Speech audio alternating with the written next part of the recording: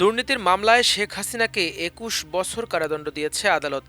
ক্ষমতার অপব্যবহার করে রাজধানী উন্নয়ন কর্তৃপক্ষ রাজুকের পূর্বাচল নতুন শহর প্রকল্পে প্লট বরাদ্দ নেয়ার অভিযোগে মানবতাবিরোধী অপরাধে মৃত্যুদণ্ডপ্রাপ্ত সাবেক এই প্রধানমন্ত্রী, তার ছেলে সজীব ওয়াজেদ জয় ও সায়মা ওয়াজেদ পুতুলসহ ২৩ জনের বিরুদ্ধে দুদকের করা পৃথক ৩ মামলায় এ রায় ঘোষণা করেছেন আদালত।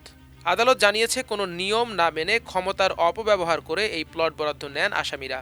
হাসিনা পুত্র সজীব ওয়াজেদ জয় ও কন্যা সায়মা ওয়াজেদ পুতুলের ৫ বছরের কারাদণ্ড দিয়েছেন আদালত। ৩ মামলায় সাবেক পূর্ত প্রতিমন্ত্রী শরীফ আহমেদের ১৮ বছর কারাদণ্ড দিয়েছেন আদালত। এতে রাজুকের কর্মকর্তা খুরশিদ আলমেরও ১ বছরের কারাদণ্ড ঘোষণা করা হয়। একই অভিযোগে সাবেক প্রধানমন্ত্রী শেখ হাসিনা, তার বোন রেহানা ও তার মেয়ে টিউলিপ সিদ্দিক সহ ১৬ আসামির বিরুদ্ধে ১ ডিসেম্বর রায় ঘোষণার দিন ধার্য করেছে। আজ দুপুরে ঢাকার ৫ নম্বর বিশেষ জজ মোহাম্মদ আবদুল্লাহ আল মামুনের আদালত এ রায় ঘোষণা করেন। এর আগে গত ২৩ নভেম্বর এসব মামলায় রায় ঘোষণার জন্য ২৭ নভেম্বর দিন ধার্য করে আদালত। তবে শেখ হাসিনা সহ ২২ আসামি পলাতক থাকায় তাদের পক্ষে যুক্তিতর্ক উপস্থাপন হয়নি। একই সঙ্গে আত্মপক্ষ শুনানিতে নিজেদের নির্দোষ দাবি করতে পারেননি তারা। এ বিষয়ে দুদকের কৌশলী খান মাইনুল হাসান লিপন বলেন, মেয়ে পুতুলের আবদার মেটাতে রাজুকের প্লট বরাদ্দ নিতে গিয়ে ক্ষমতার অপব্যবহার করেন শেখ হাসিনা। আমরা দলিল, দস্তাবেজ ও সাক্ষীদের সাক্ষ্যে তাদের দুর্নীতির প্রমাণ করতে পেরেছি। আশা করছি শেখ হাসিনা সহ ২৩ আসামির সর্বোচ্চ সাজা যাবজ্জীবন হবে।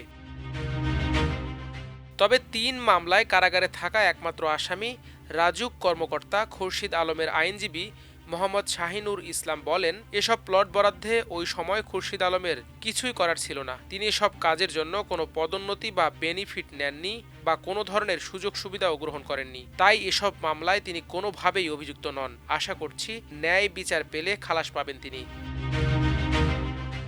আদালত সূত্রে জানা যায়, প্লট বরাদ্দে দুর্নীতির অভিযোগে চলতি বছরের জানুয়ারি মাসে পৃথক ৬টি মামলা করে দুদক। মামলায় সাবেক প্রধানমন্ত্রী শেখ হাসিনা, তার ছেলে সজীব ওয়াজেদ জয়, মেয়ে সায়মা ওয়াজেদ পুতুল, বোন শেখ রেহানা, রেহানার মেয়ে টিউলিপ রিজওয়ান সিদ্দিক, ছেলে রাদওয়ান মুজিব সিদ্দিক ও অপর মেয়ে আজমিনা সিদ্দিক সহ আরও ১৬ জনকে আসামি করা হয়। গত ৩১ জুলাই ঢাকার ৫ নম্বর বিশেষ জজ আবদুল্লাহ আল মামুন ৩ মামলায় শেখ হাসিনা সহ সব আসামির বিরুদ্ধে অভিযোগ গঠন করেন। এসব মামলায় বিচার চলাকালে ৪ মাসে সাক্ষ্য দেন ৯১ জন। তবে সাক্ষ্য গ্রহণের শেষ পর্যায়ে এসে আদালতে আত্মসমর্পণ করেন রাজুক কর্মকর্তা খুরশিদ আলম।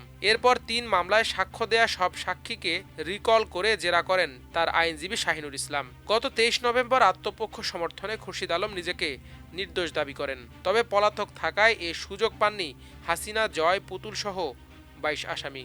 এরপর ২৩ নভেম্বর দুদক ও আসামিপক্ষের আইনজীবীর যুক্তিতর্ক শেষে ২৭ নভেম্বর রায়ের দিন ধার্য করেন বিচারক। প্লট বরাদ্দে দুর্নীতির বাকি ৩ মামলায় ঢাকার ৪ নম্বর বিশেষ জজ রবিউল আলমের আদালতে বিচার কাজ চলছে। একই অভিযোগে সাবেক প্রধানমন্ত্রী শেখ হাসিনা, তার বোন রেহানা ও তার মেয়ে টিউলিপ সিদ্দিক সহ ১৬ আসামির বিরুদ্ধে ১ ডিসেম্বর রায় ঘোষণার দিন ধার্য করেছে। এছাড়া প্লট দুর্নীতির অভিযোগে রেহানার ২ সন্তান রাদওয়ান ও আজমিনার বিরুদ্ধে ২ মামলায় সাক্ষ্য গ্রহণের শুনানি চলমান রয়েছে। এসব মামলার অভিযোগে বলা হয়, সরকারের সর্বোচ্চ পদে থাকাকালে ক্ষমতাচ্যুত প্রধানমন্ত্রী শেখ হাসিনা ও তার পরিবার প্রভাব খাটিয়ে অযোগ্য হওয়া সত্ত্বেও রাজুকের পূর্বাচল আবাসন প্রকল্পের ২৭ নম্বর সেক্টরে ১০ কাঠা করে মোট ৬টি প্লট বরাদ্দ নেয়। মাল্টিমিডিয়া ডেস্ক, আমার দেশ।